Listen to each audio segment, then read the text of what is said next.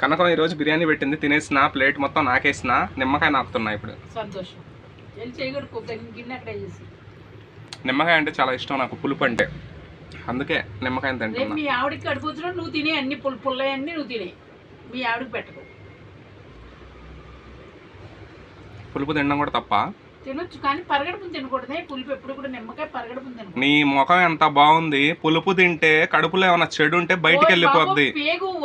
తినే వాళ్ళని నువ్వు తిన్నయో పంచులు వేస్తా ఉంటావు, నువ్వు తినవు. ఎట్లనో తింటే నీ కడుపు అంత ఉండేది కాదు. 7 నెలల కడుపు ఉన్నట్టుంది నీకు ఎదురు. 7 నెలల కడుపు ఉన్నట్టుంది చూడు, 7 నెలల కడుపు ఉన్నట్టుంది. నీకు సిగ్గు అసలు, నీకు సిగ్గే లేదు, నీకు సిగ్గే లేదు. ఇట్లాంటి నిమ్మకాయ తింటే అలాంటి పొట్టలు రావు. ఇదో నాలా సాఫ్ ఉంటది పొట్ట లేకుండా.